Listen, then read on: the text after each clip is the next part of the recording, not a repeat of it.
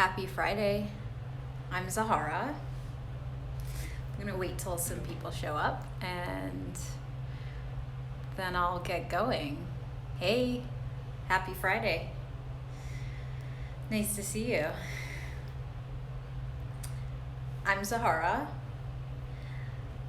I'm a somatic healer and an awakening coach, and I support individuals on their quest to heal chronic pain, emotional pain, and spiritual malaise when more traditional routes have failed. I have a master's degree in clinical psychology, and today we are talking about post-traumatic growth. What that means, why we're talking about it, and why it's a relevant conversation right now. So thanks for joining. So I'm going to tell you guys what that is. I'm going to talk about collective trauma and how these are related, especially right now with COVID happening. And then I'm going to ask you guys a little bit about what your experience is with that going on. And if we have some time at the end, it'll either be today or in another session. We're going to do some short healing around this. Hi, everybody. Nice to see you. Happy Friday. So, what is post-traumatic growth?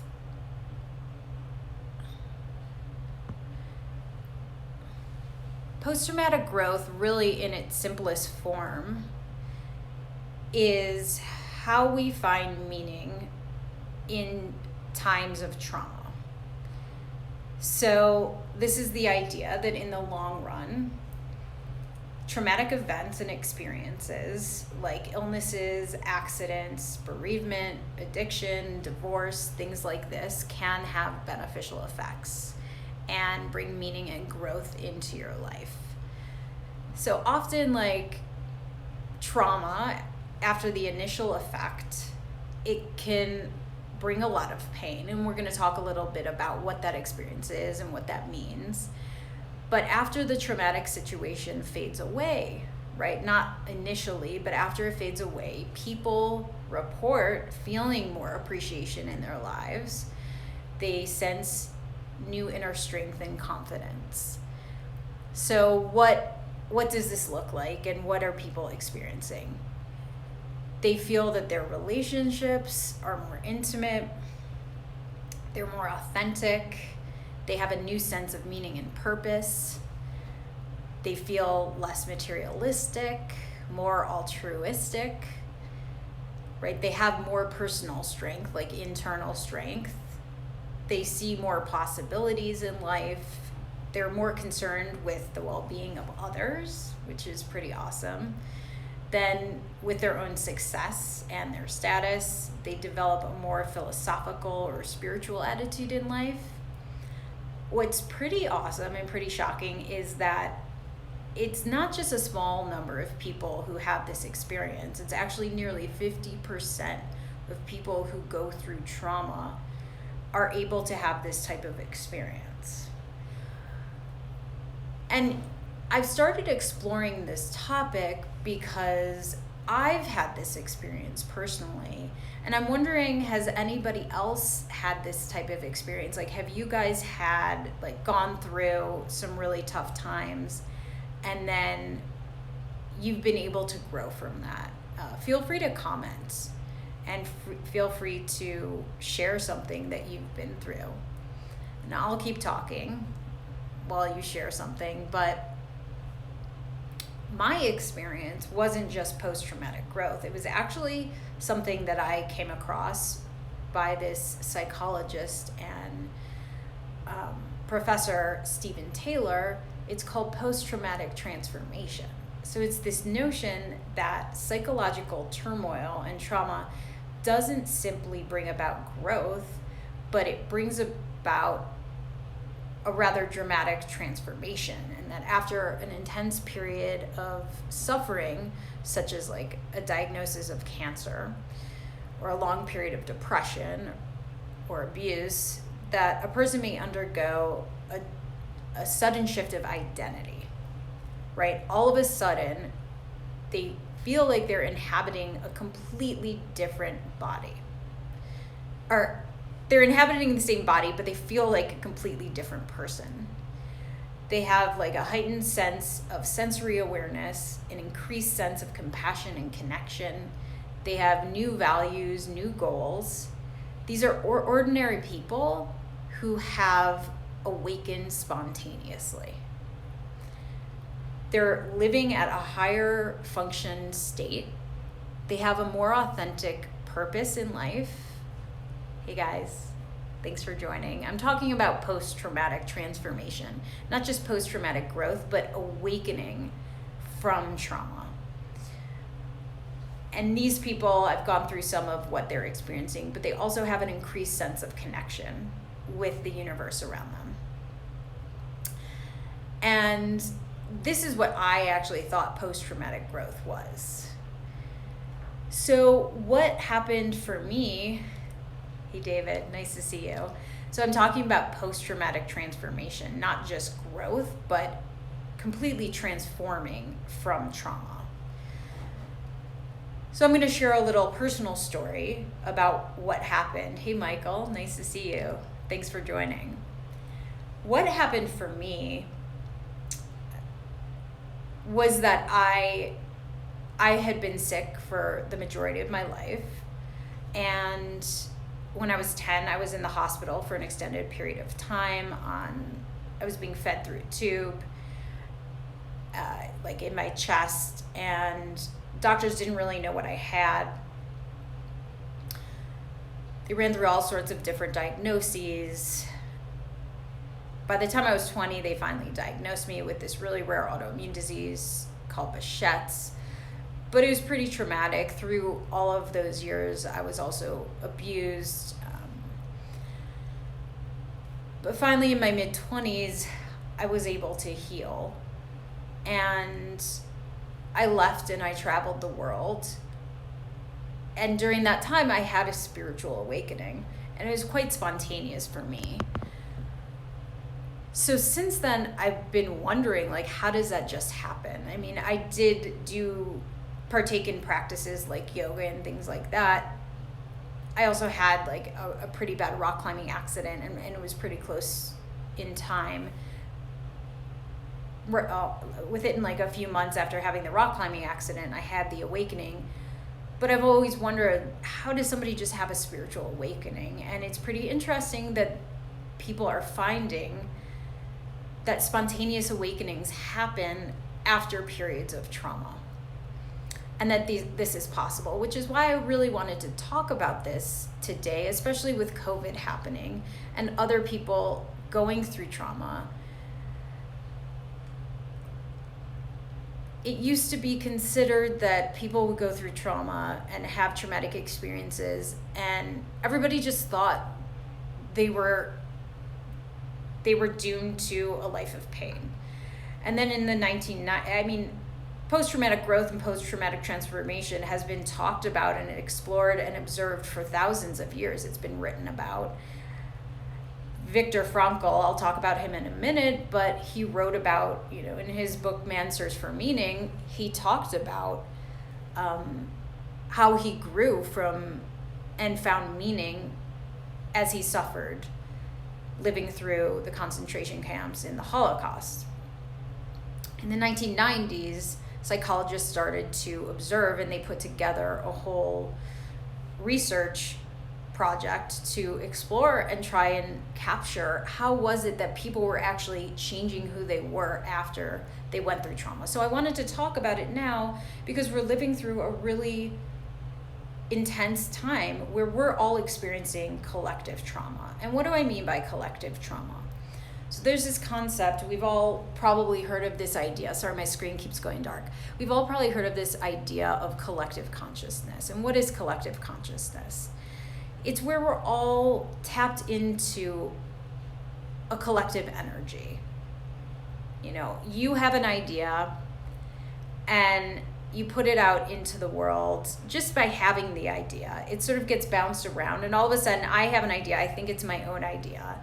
But really, it's been passed around energetically. It's the same thing with trauma. So there's this thing called the collective neural net that we're all tapped into. So as COVID happens, people are experiencing some very deep pain and trauma. And so even if it doesn't feel like it's touching you and you're experiencing it directly, like you may not be sick, somebody you know is not sick, it's affecting you on some level. So I'm wondering, please feel free to comment. Do you feel affected by COVID? How is it affecting you? What's happening for you guys?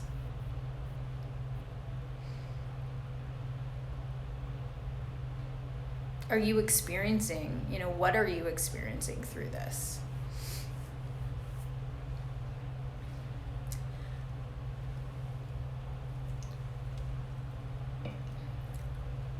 For me, when it first started happening, I felt quite a bit of anxiety at first. It hit me pretty hard, like a train. I didn't know what to do. I was feeling very numb, and I couldn't really move at first.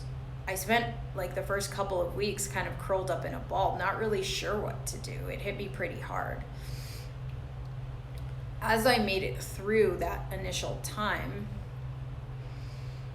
I was able to keep moving forward, but people are still very affected by this. Some of the emotional effects of trauma range from sadness, anger, guilt, heightened anxiety, hopelessness, vulnerability.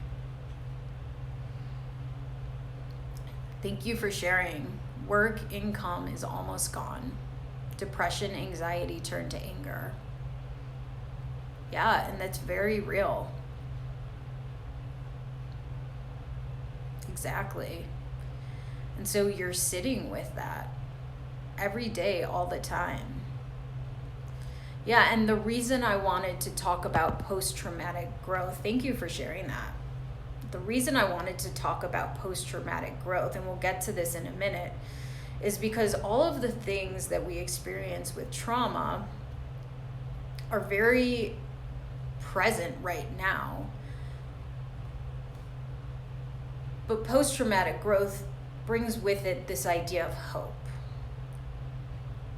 That there is hope, this light at the end of the tunnel. And so if there are tools we can use to bring hope into our life, then we know that maybe this won't be forever.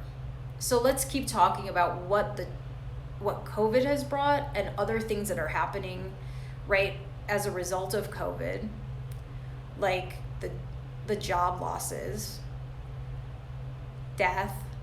I lost my uncle this past week. People are losing people. They can't be with their people as they're passing away. So there's this, with PTSD, there's hyperarousal,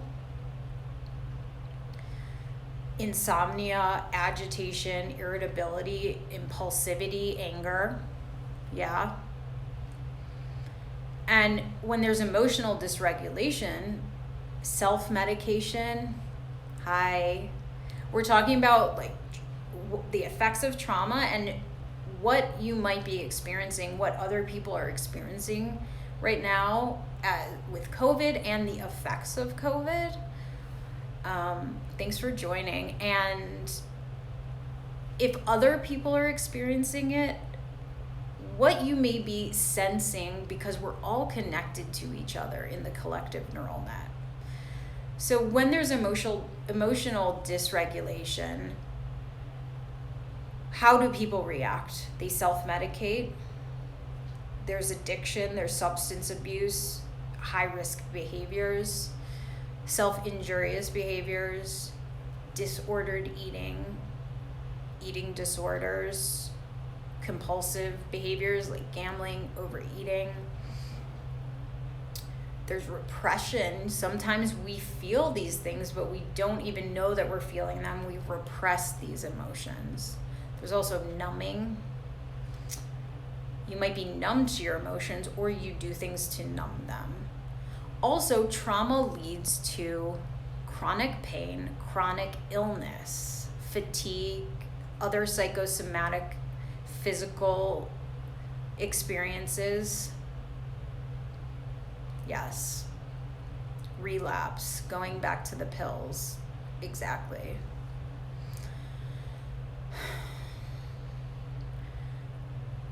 Which is why I wanted to talk today about post-traumatic growth. So it's this idea that trauma does not have to stay with us. Like, how can we find the meaning in all of this pain? And the first thing I want to talk about is mindset. And there are a few aspects to mindset. So first I want to talk about hope, because a lot of this stuff that's happening can leave us with feeling hopeless. So this is the reason I wanted to talk about it, because it's interesting to talk about post-traumatic growth or post-traumatic transformation in the midst of all this crisis. Hey, thanks for joining. But we're all experiencing this, and we're connected to this neural net where whether you feel like you're in the middle of this trauma or not, it's affecting you. But if we can all begin to find some meaning in this moment, we can all help raise each other up through this, because collective trauma leads to, if we can each begin to take steps towards finding meaning, we can collectively heal. And that's also why I host we space healings, where we heal together. One of the quickest ways to heal is by shifting our mindset. And hope is a big one. So according to this psychologist, C.R. Snyder, in the early 90s, he developed something called the hope theory. And he suggests that hope comes from two key factors. And one is pathways thinking. And it's the ability to generate multiple paths from a person's present to their desired future. It's thinking of different ways to achieve a goal. And then there's something called agency thinking. And agency thinking is believing in one's ability to achieve a goal. So hopeful people believe that the future will be better than the present. They have a goal to work towards, and they believe that they have control over what will happen. And this is agency thinking. And there are many ways to reach that goal, which is the pathways thinking. So one of the things you can do is identify what makes you happy. So find one thing that makes you happy. And it can be a really small thing, like maybe that's cooking. Align with your strengths. So find something you're good at, because if you look for something that makes you happy but you're really not good at it, you're going to feel like you're failing all the time. Identify what makes you happy, align with a strength of yours, and take very small steps towards achieving your goal every day. And what I recommend is that you write down like 1 or 2 affirmations that are going to help you achieve that goal. And then every day, write down like two pieces of gratitude, like thanking yourself for working towards that goal. It'll help you acknowledge that you've been working towards that milestone, because if you set a huge goal, you're just gonna feel like you're failing all the time. And I think taking little things in small chunks, just feeling like you're working towards something, is really useful right now. So what does hope do for us? It can help us to better manage overwhelming emotions during times of trauma. It helps us cope with crises and carry out everyday tasks. It helps us combat negative thinking. It also helps us protect our health and our bodies. It helps us boost our physical well-being. So, yes, writing makes you happy. Awesome. And use that. And we're going to talk about narrative in a couple moments, because narrative is really, really powerful. Awesome. Exactly. Optimism is the next piece of mindset. And optimism doesn't come automatically for some people, right? And the way we achieve optimism sometimes is through writing and is through narrative. So let's talk about Viktor Frankl. He's like one of my heroes. He survived the Holocaust, and he wrote the book Man's Search for Meaning. If you haven't read it, read it. I highly recommend it. So his psychotherapeutic method that he writes about in that book, it involves identifying a purpose in life to feel positive about, and then immersing meaning in that outcome. So he says, I'm going to read this quote, "The meaning of life always changes, but it never ceases to be. It can be discovered in 3 ways, according to what he calls logotherapy. By creating a work or doing a deed. Number 2, by experiencing something or encountering someone. And 3, by the attitude we take towards unavoidable suffering." And I think that's really key, unavoidable suffering. Suffering is unavoidable. So in sum, he's saying meaning is everywhere, all the time. And it's just about finding the meaning in what we're doing. Yeah, which is really beautiful. So the other thing that helps with mindset is being open to new opportunities. It's just a small shift in our mindset, but for nearly half of people who survive trauma, who tend towards post-traumatic growth, they're compelled to seek out more purpose in life and more opportunities.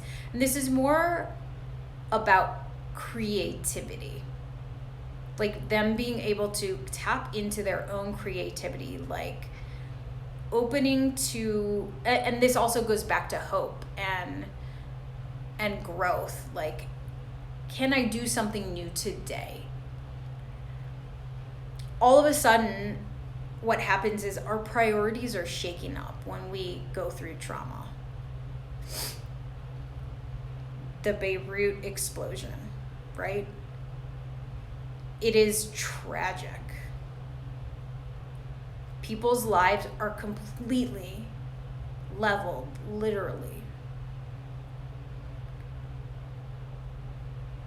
And they have to figure out what they're gonna do. Now, most of them are experiencing PTSD, and it's gonna be a long time until they can get to this point where they're gonna say, well, what next? But when they do, they have to consider what is really meaningful. Some of the things they used to consider meaningful may not be. So let's talk about this with COVID, right? You lost your job. You don't have a job. What is the most meaningful thing to do next? Maybe money isn't as meaningful as it used to be. Maybe family is what's most meaningful now. What is most meaningful for you guys right now?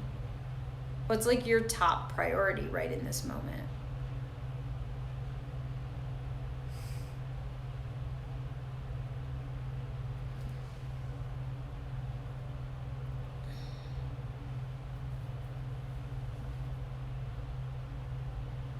I know for me, things I really loved, sticking to family. Yeah. Taking time with loved ones. Explore what job makes you happy and that's beautiful, and shape your life around that. Yeah, awesome.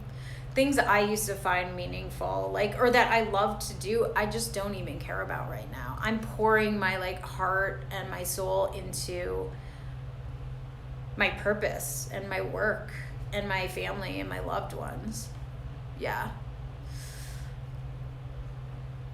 Like part of healing comes in a new form of reevaluating and rearranging life to honor things that we hold dear. So something that I was talking about with somebody the other day is this idea of fixed growth versus dynamic growth mindset. And these are actually malleable. They're not set in stone. And we can change them if we're open to doing the work. So the key that it comes down to is your daily actions, which can slowly mold you into a new person and change what you believe. So if you have a fixed mindset, you believe that you are the way you are and the world is the way it is. But if you have a growth mindset, this can help when you're dealing with trauma and when you want to open up to hope and optimism and things like this. Like the idea that skill is something you can cultivate. It's not merely what you were born with. Okay, the next thing I want to talk about is resilience.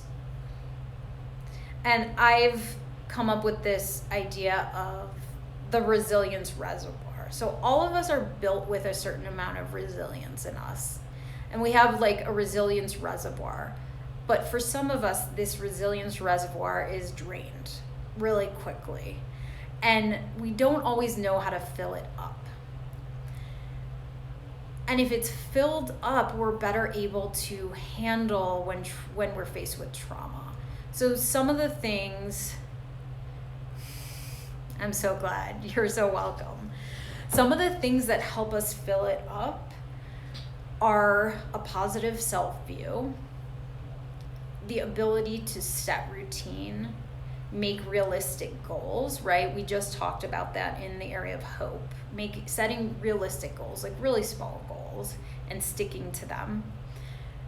The ability to effectively communicate with others. So I highly recommend, if you haven't studied or read about nonviolent communication, this is really a good area to look into.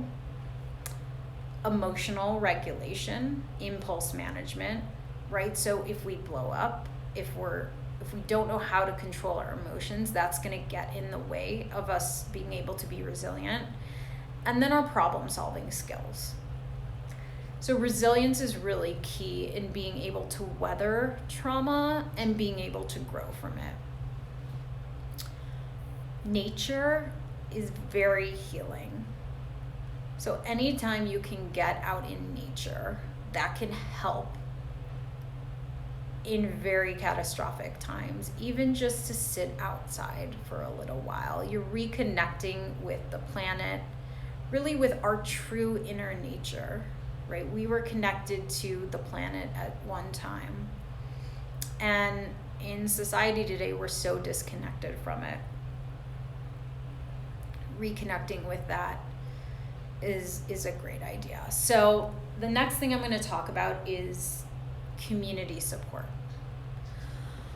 There's this example of a church shooting. You like staring at the stars. Yeah, that's such a good idea. That's amazing.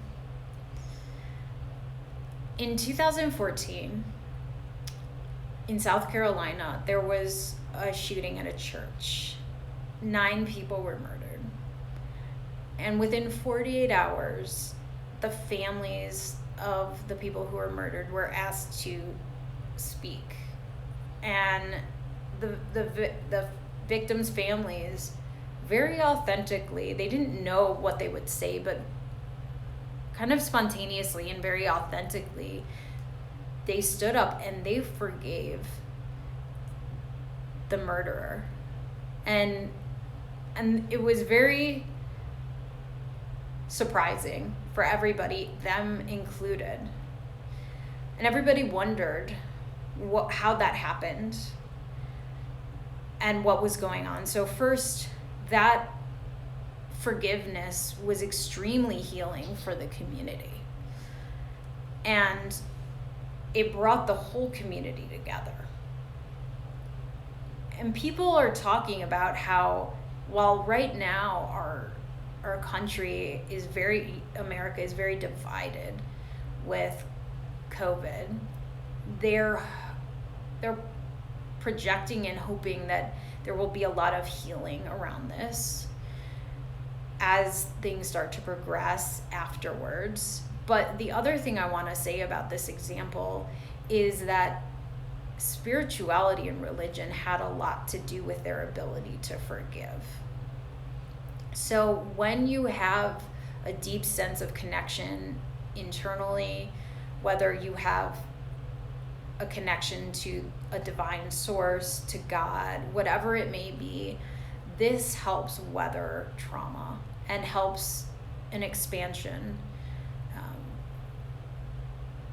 for post-traumatic growth and post-traumatic transformation.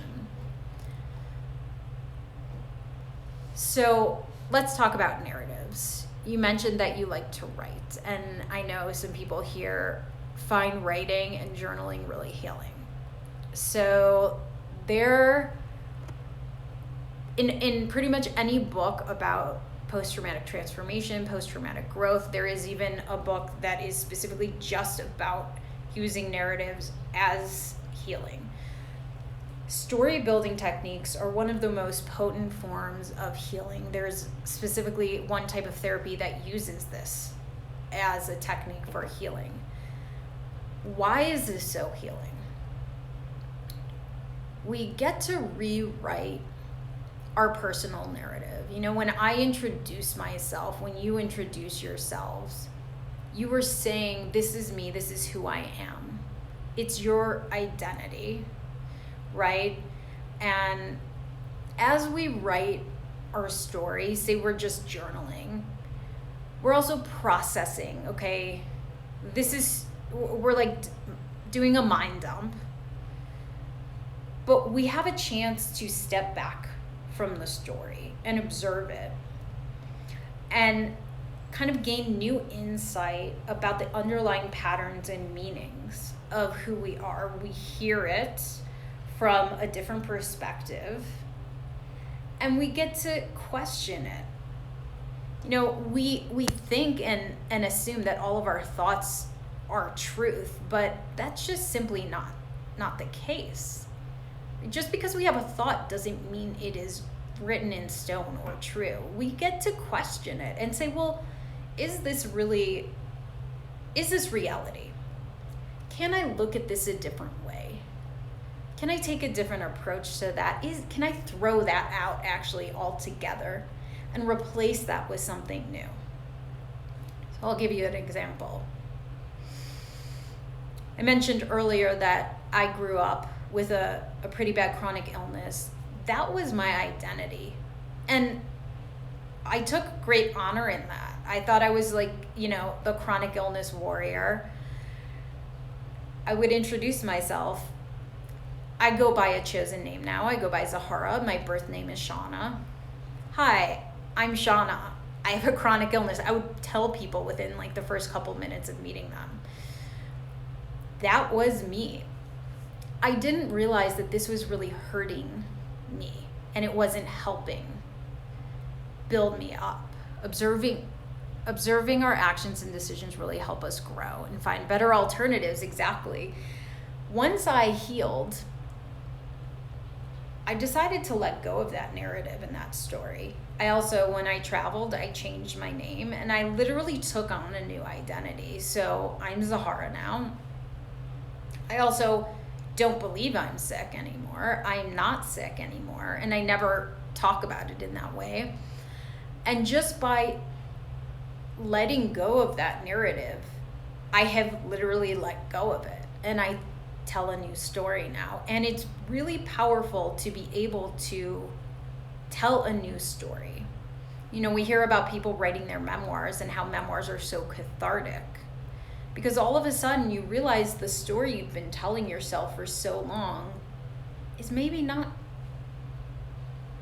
not something you need to tell anymore, or you've told it and you can let go of it. So what I recommend to help process trauma is something called stream of consciousness writing. You guys have probably heard of it. It's essentially a brain dump. And you can use prompts, or you can just start writing. You can say, today that can be your prompt, and you just go with what your brain does, and you just let it all out on the paper. And you're releasing whatever your brain's holding, because your mind is just holding stuff that you don't need. It's just like a tape recorder going around in your mind, and you dump it out.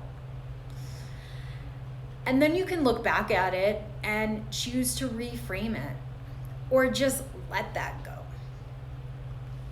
You know, we have negative patterns that we've let build up in our bodies, in our minds, and we don't need them necessarily anymore. They help inform us about how we've become the people we are, but we have the power to change that.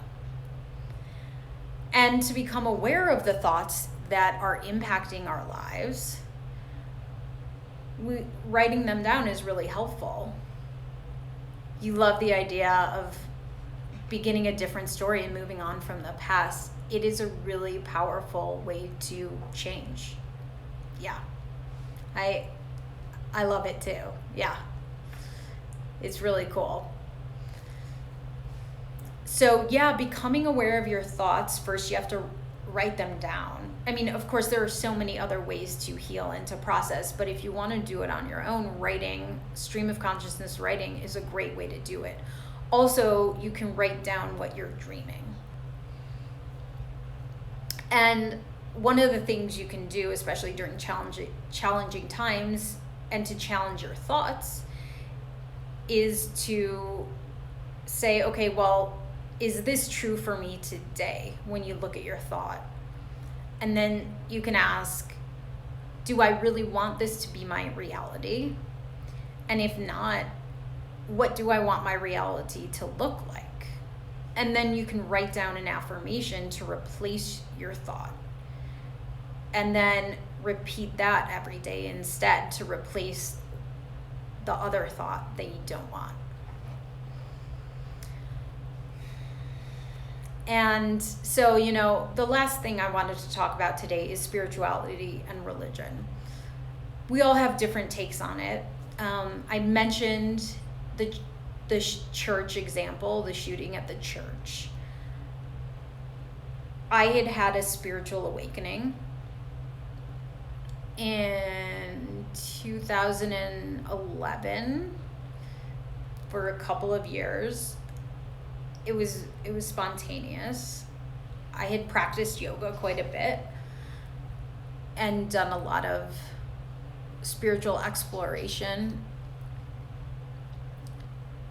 But I do believe that it had followed a lot of trauma, and that's sort of what led up to it.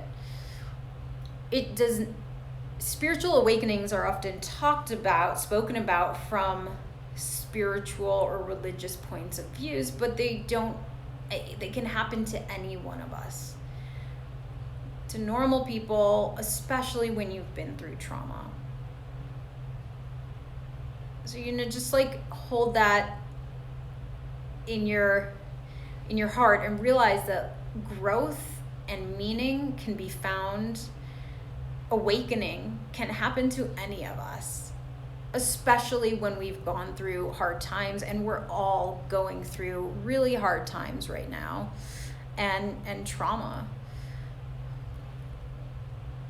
Yeah. What questions do you guys have for me, or what would you like to share right now that we've talked a lot about all of this? And Suraj, thank you so much for sharing. And Dee, thanks for sharing.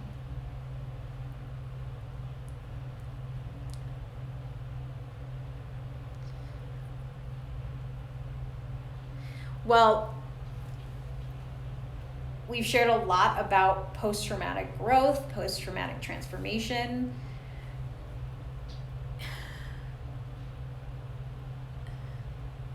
Thanks, Suraj. Thanks thanks for being here. I really appreciate your energy and your input. It's great to hear from you. It's great. I'm so glad you guys were all here. I really appreciate it. Yeah. It's beautiful to see you all and to exchange this energy today. And I'll be doing more of these probably every other week or something. What books do I recommend? Oh, there is a really cool book that I read on this topic called The Leap by Stephen Taylor. I would recommend that one. Yeah. There's also one called Upside. I can't think. Rendon, I think, is the last name. But both of these are about post-traumatic growth and post-traumatic transformation. I like the idea of the old me is someone different than I am today, and identify as something not negative or as a victim. Yeah. I mean, we don't have to carry forward the story that we always have. We just simply don't. We can make a choice to say, you know, that was me, or that was the story that I had been given, but that is not me, and that's not the person I'm going to continue to be. Thank you, Siraj. Thank you so much. I really appreciate that. It's beautiful to exchange hope and happiness with you too. Yeah, I just gotta come up with a cool name to change David with. Yeah, that's the easy part. I love that. Yes. That's so beautiful. Do you know what I did? I looked at a list of like 2,000 names. I swear, I could tell you that story one day. Yeah. I looked at a list of 2,000 names, and I just went with the one that I really wasn't sure what name I would choose, but I went with the one that like sounded good, and I liked the meaning of it. It means shining radiance, at least on this list. And I was like, yeah, that feels like me. And it turned out that it also meant in like Hebrew, Zohar is the male version of Zahara, and it means enlightenment, which I found really cool. But I guess my birth name, Shauna, also means to shine in Hebrew. So I chose a name that means the same thing as my birth name, which was really cool. I don't know how that happened. I just didn't know it at the time. So I basically chose a name that meant the same thing as my birth name. Who would have done that, you know? I was like, okay, cool, whatever. But it was really powerful to change my name. It feels different, and it feels weird to ask people to call you a different name. Yeah, it felt meant to be. It did. And there's something really powerful in that, to like let go of the story, to let go of this thing that your birth parents, who maybe weren't, you know, the people you wanted them to be, they gave you that name, and you just don't want to carry that forward. Yeah, thanks, Suraj. Thanks. And so it's a really powerful statement of like, I'm going to choose my path in my future. So it's a really cool ceremony and a practice to choose your own name and to move forward that way. Yeah. And to just say, I'm owning my life from here on out. Nobody else gets to. Yeah. Thank you guys so much for being here. I'm so grateful for your beautiful energy, and it's lovely to spend this time with you. Thank you. I hope you have a fabulous Friday and an amazing weekend, and I'm just so grateful for your energy. Yeah. You know how to reach me. I'm here on Instagram. Yeah. Awesome, Suraj. Thank you, guys. I'll talk to you soon. Bye.